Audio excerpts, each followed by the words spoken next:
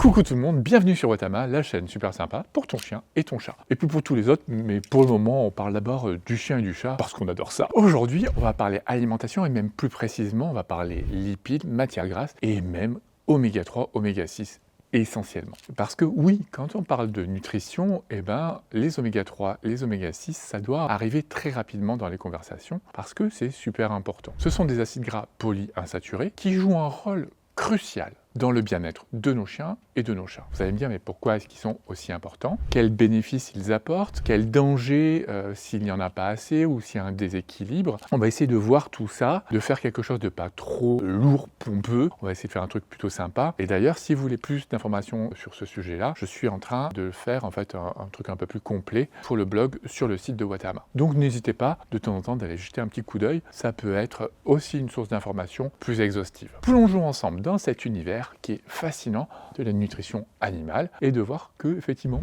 chaque détail compte pour la santé de son compagnon à quatre pattes. Alors les oméga 3, les oméga 6, comme je vous disais, ce sont des acides gras polyinsaturés, donc AGPI, qui sont essentiels parce qu'ils sont indispensables pour le bon fonctionnement de l'organisme et que, contrairement à d'autres nutriments, ni le chien ni le chat ne peuvent les produire par eux-mêmes. Et donc, forcément, ils vont devoir trouver ces oméga 3, ces oméga 6 dans leur alimentation. Alors, en gros, ce qu'il faut que vous reteniez, c'est qu'ils vont intervenir à plein de niveaux différents et aussi à des étapes différentes de la vie. Ils vont vraiment être cruciaux. On va commencer par faire un petit état des lieux et ensuite, on verra système par système pourquoi ils sont importants. D'abord, les rôles clés de ces acides gras polyinsaturés. Ils sont hyper importants pour la croissance et le développement des chiots et des chatons. Ils sont primordiaux aussi pour la peau et le pelage parce qu'ils vont garantir une peau saine et un pelage plus brillant. Ils sont importants pour le système immunitaire. Ils vont renforcer les capacités de l'organisme à lutter contre les maladies et aussi à lutter contre le stress oxydant. Et enfin, ils sont aussi très importants pour les fonctions vitales. Ils agissent sur la reproduction, ils agissent sur la réponse inflammatoire et sur le fonctionnement cellulaire de façon générale. D'ailleurs, les membranes cellulaires, qui sont en fait les remparts de nos cellules, dépendent de ces acides gras polyinsaturés pour leur composition et leur renouvellement. En fait, voilà, ce mur qui protège la cellule, leurs contours sont faits de phospholipides et du coup, à l'intérieur, vous avez des oméga 3 et des oméga 6 qui les composent. Et en fait, tous les bienfaits de ces oméga 3, de ces oméga 6 vont dépendre directement de l'équilibre qu'il va y avoir entre ces oméga 3 et ces oméga 6 dans l'organisme. C'est vraiment une question d'équilibre. Parce que oui, apporter des oméga 3 et des oméga 6, c'est très important. Mais ce qui est encore plus important, c'est l'équilibre entre eux deux. Les oméga 3 et les oméga 6 se partagent la scène, mais ont des rôles différents. Les oméga 6 sont présents dans les huiles végétales, comme par exemple l'huile de tournesol ou l'huile de soja, mais ils sont aussi présents dans certaines graisses animales. Ils vont favoriser la régénération cellulaire, ils vont réguler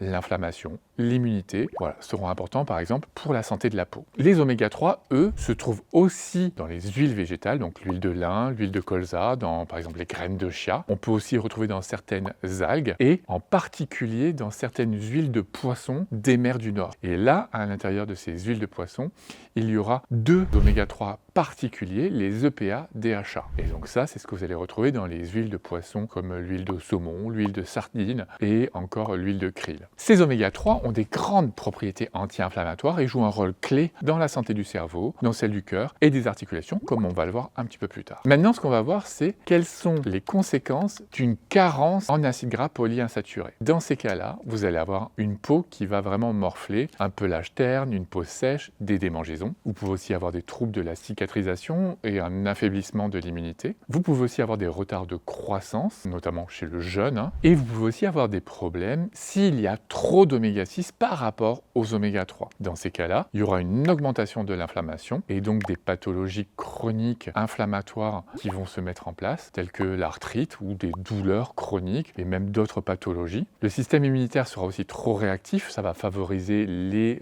allergies et surtout les maladies auto-immunes. une, et du coup, il y a aussi des risques cardiovasculaires qui vont être accrus. Donc tout ça, ça doit être mis en relation avec l'apport d'oméga 6, l'apport d'oméga 3 et un équilibre entre ces oméga 6 et ces oméga 3. Il y a vraiment de nombreuses études qui soulignent l'importance des AGPI, non seulement pour prévenir de certaines pathologies, mais aussi comme complément thérapeutique. Donc c'est ce qu'on va voir maintenant. Si on commence par une des pathologies les plus courantes chez le chien, c'est l'arthrose. Ce qu'il faut savoir, c'est que 80% des chiens âgés de plus de 8 ans souffrent d'arthrose. Parfois, c'est très peu visible, hein. Vous allez voir jusqu'à quelques signes de raideur, souvent au lever du chien après avoir fait un gros dodo, donc en particulier le matin. Vous allez voir que votre chien est plus raide, que ça manque de souplesse et que au fur et à mesure des mouvements, quand les articulations sont moins froide et que il a commencé à se dégourdir les pattes, et ben ça va mieux. Ça, c'est typiquement un signe d'arthrose. C'est aussi le cas quand vous voyez que votre chien a plus de mal pour monter les escaliers ou les descendre, hein, monter sur le canapé, monter dans la voiture. Tout ça, ce sont des signes qui doivent vous interpeller. Et puis bien sûr, après, parfois, quand c'est vraiment très marqué, à ce moment-là, il y a une boiterie ou des boiteries qui sont vraiment marquées et qui sont présentes en permanence. Les oméga 3 vont réduire en fait tout ce qui est médiateur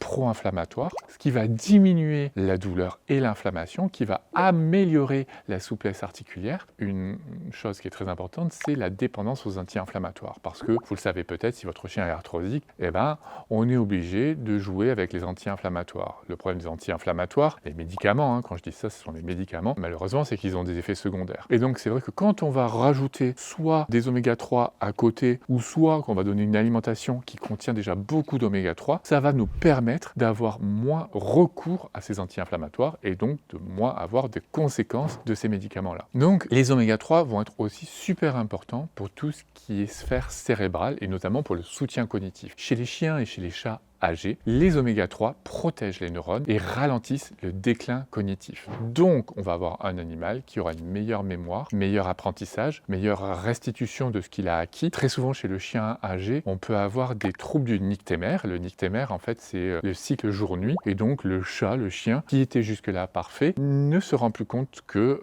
là, c'est le jour, là, c'est la nuit, là, c'est le moment de dormir, là, c'est le moment de jouer. Et donc, tout d'un coup, la nuit, il pète le feu, il va se mettre à aboyer. Ah oui, mais c'est plus le moment, Coco. Ben voilà, parce qu'en fait, tout ça se dérègle un petit peu. Et les oméga 3 vont avoir une action préventive là-dessus, vont essayer d'améliorer ça, et notamment parce qu'ils vont aussi améliorer tout ce qui est stress et anxiété. On sait très bien, notamment chez l'homme, que l'anxiété, les personnes qui sont très stressées, ont besoin d'un apport en oméga 3 pour améliorer la santé cérébrale. Les oméga 3 sont aussi très importants pour améliorer la santé rénale. Vous le savez peut-être si vous avez un chien âgé ou surtout si vous avez un chat âgé, l'insuffisance rénale chronique, c'est l'une des pathologies les plus courantes chez le chat. Et dans ces cas-là, les oméga 3 sont très intéressants. Ils vont avoir un rôle néphroprotecteur, c'est-à-dire qu'ils vont protéger les reins, ils prolongent la survie des animaux atteints, ils vont limiter les lésions rénales. Pourquoi? Parce que ils vont diminuer l'inflammation et ils vont lutter contre le stress oxydant, donc ce qui va permettre de maintenir l'inflammation, de la réguler au niveau des tissus et donc de préserver le tissu sain. Et tout ça, ça va avoir comme conséquence de maintenir le peu de tissu rénal qui est en bonne santé le plus longtemps possible. Pour le cœur, les oméga 3, c'est juste quelque chose de fondamental. Les oméga 3 vont stabiliser le rythme cardiaque. En fait, ils sont dits anti-arythmiques. Ils vont réduire le stress oxydatif puisqu'ils sont antioxydants. Ils vont aussi prévenir des thromboses parce qu'ils ont une capacité à être anticoagulantes. Tout ça, ça va être super intéressant. Chez le chien souffrant de pathologies cardiaques comme la cardiomyopathie dilatée ou encore l'insuffisance mitrale, ça va être très important d'utiliser les oméga 3 en complément de l'arsenal thérapeutique qu'on a parce que là aussi ça va améliorer la survie et ça va améliorer l'état général et donc aussi le bien-être de l'animal. Donc c'est vraiment très important. On peut utiliser encore plein d'autres choses sur le plan nutritionnel, mais déjà les oméga 3, ça sera vraiment le b.a.-ba. Comme je vous le disais en tout début de vidéo, les oméga 3 sont super importants pour le développement des chiots et des chatons. Le DHA, c'est-à-dire l'acide docosahexaénoïque, c'est un composant essentiel du cerveau et notamment de la rétine. Donc s'il manque un apport en DHA pendant cette période cruciale de croissance, on risque d'avoir des soucis. Il est super important pour les capacités cognitives, donc d'apprentissage, de mémorisation, et il est essentiel pour le développement des organes des sens, donc pour la vision, pour l'ouïe et pour l'olfaction, c'est-à-dire juste des organes primordiaux. Donc vraiment, vérifiez ça, vérifiez qu'il y a toujours un apport dans les croquettes que vous donnez, ou si vous faites une ration ménagère, il faudra quand même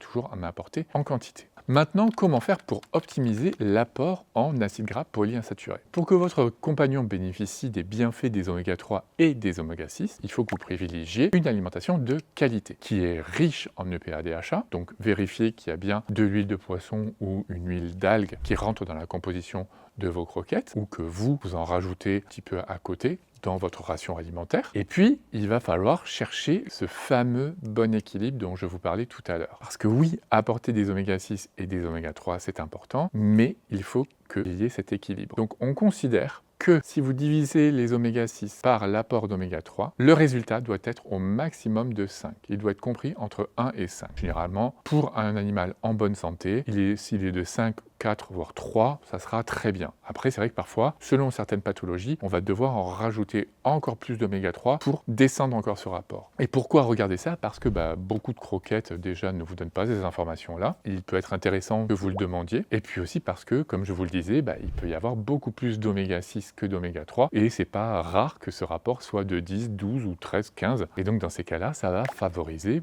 un état inflammatoire. Donc vérifiez ça, jetez un petit coup d'œil là-dessus, ça peut être super intéressant. Donc évitez les croquettes bas de gamme. Pourquoi? Parce que très souvent, ils ont carrément fait abstraction d'une source d'oméga 3 et de PADHA. Si vous prenez par exemple de l'huile de lin, vous avez un oméga 3 qui est super important, c'est l'acide alpha-linolénique. Lui, c'est le chef de bataille des oméga 3. Et à partir de lui, va découler tout un système de réaction enzymatique qui aboutira tout en bas à la formation des EPA-DHA. Le problème, c'est que en fait, tout ce système enzymatique ne se fait pas très bien et moins efficace chez le chien que chez nous, et il est encore moins efficace chez le chat que chez le chien. Donc c'est pour ça, encore une fois, qu'il faudra les apporter par l'alimentation. Donc ne vous dites pas, alors il y a des oméga 3, c'est déjà pas mal, mais est-ce qu'il y a des EPA DHA? Ça c'est encore autre chose. Dernière chose, comme je vous disais, demandez conseil à votre vétérinaire parce que en fonction de votre chien, de ses besoins, de son âge, de sa pathologie, il va avoir besoin d'oméga 3, mais dans des quantités complètement différentes. On va considérer que pour un chien en bonne santé, il a besoin, comme pour le chat d'ailleurs, de 30 mg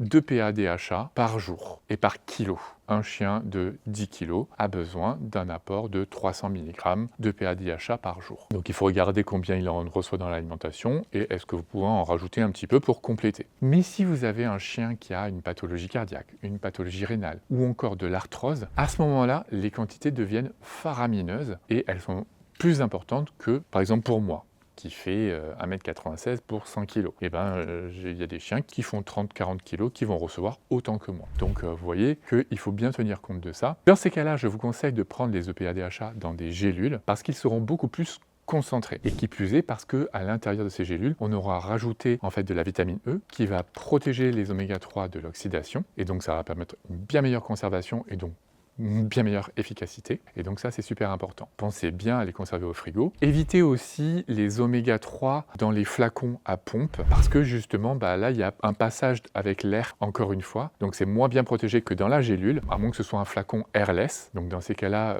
oui, ça va protéger et il y aura une bonne conservation. Donc faites bien attention à tous ces flacons, à toutes ces huiles de poisson qu'on vous présente comme ça, parce que du coup la conservation est pas terrible, et qui plus est, très souvent, vous êtes super content parce que vous avez une huile de poisson, vous avez de l'huile de saumon et donc vous vous dites que c'est tout bon. Et en fait, quand vous regardez à l'intérieur, la quantité d'EPA, DHA, le pourcentage est vraiment très faible. Donc, apporter de l'huile de saumon, de l'huile de krill, oui, bien sûr, mais allez plus loin, regardez combien ça apporte, demandez conseil à votre vétérinaire pour savoir si ça a l'air d'être une bonne huile suffisamment concentrée, parce que comme je vous l'ai dit, en fonction de l'âge, en fonction des pathologies, les besoins sont importants, et donc mine de rien, finalement vous apportez peut-être pas grand-chose, et vous payez ça un petit peu pour rien. Voilà, j'espère que ça vous a plu, j'espère que ce petit topo vous aura intéressé, que vous avez appris des choses, j'espère que ça vous aura fait du bien, que ça vous aura intéressé, donc n'hésitez pas à me poser des questions dans le chat juste en dessous, j'essaierai d'y répondre dès que je pourrai. Donc retenez bien une chose, c'est que les acides gras polyinsaturés ne sont pas qu'un complément, ils sont une véritable clé